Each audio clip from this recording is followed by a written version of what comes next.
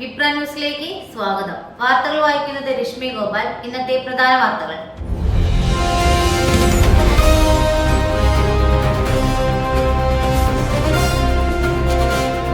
വിനീഷ്യസിന്റെ double, നെയ്മറുടെ തിരിച്ചുവരവ്. Brazil നോക്കൌട്ടിൽ. FIFA ലോകകപ്പിൽ സ്കോട്ട്ലൻഡിനെ എതിരില്ലാത്ത 3 ഗോളിന് തോൽപ്പിച്ച് ബ്രസീൽ പ്രീ ക്വാർട്ടറിലെത്തി.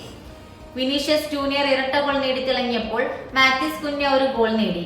3 മത്സരങ്ങളിൽ 2 ജയവും 1 സമനിലയുമായി 7 പോയിന്റ് നേടിയ ബ്രസീൽ ഗ്രൂപ്പ് സിയിലെ ചാമ്പ്യന്മാരായി ഫിനിഷ് ചെയ്തു.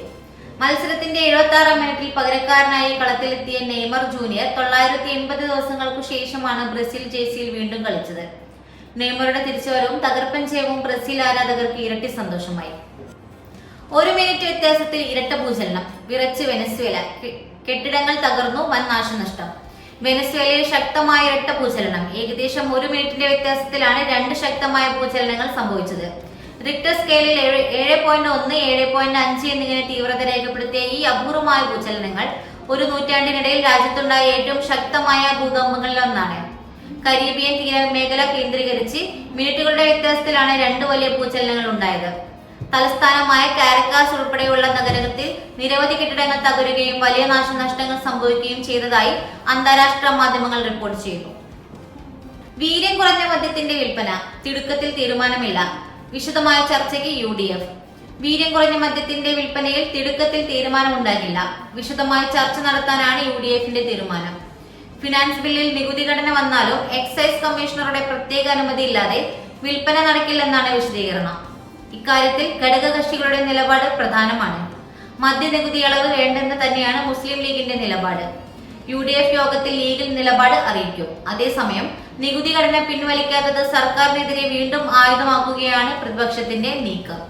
ആധാറിനും വോട്ടർ ID കാർഡിനും പുറമെ ഇന്ത്യൻ പാസ്പോർട്ടും. ഇന്ത്യൻ പാസ്പോർട്ട് പൗരത്വം തെളിയിക്കാനുള്ള രേഖയില്ലെന്നും അത് യാത്രാരേഖ മാത്രമാണെന്നും കേന്ദ്ര വിദേശകാര്യ മന്ത്രാലയം. 14ാമത് പാസ്പോർട്ട് സേവാ ദിനാചരണത്തോടനുബന്ധിച്ച് നടന്ന പരിപാടിയിൽ മന്ത്രാലയത്തിലെ മുതിർന്ന ഉദ്യോഗസ്ഥരാണ് ഇക്കാര്യം വ്യക്തമാക്കിയത്. പൗരത്വം തെളിയിക്കുന്ന മറ്റ് രേഖകളുമായി പാസ്പോർട്ടിനെ താരതമ്യം ചെയ്യരുതെന്നും അധികൃതർ കൂട്ടിച്ചേർത്തു. ഓപ്പറേഷൻ തൂഫാന് പിന്നാലെ ഓപ്പറേഷൻ ശുദ്ധി. സകല കള്ളുഷാപ്പുകളിലും പരിശോധന നടത്താൻ എക്സൈസ്.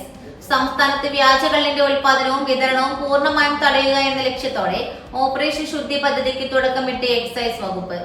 ഉപഭോക്താക്കളുടെ ആരോഗ്യം സുരക്ഷിതത്വം ഉറപ്പാക്കുന്നതിലും കൃത്രിമ കള്ള് നിർമ്മാണം തടയുന്നതിനുമായി എക്സൈസ് വകുപ്പ് വിപുലമായ കർമ്മ പദ്ധതികളാണ് സംസ്ഥാന വ്യാപകമായി ആവിഷ്കരിച്ചിരിക്കുന്നത്.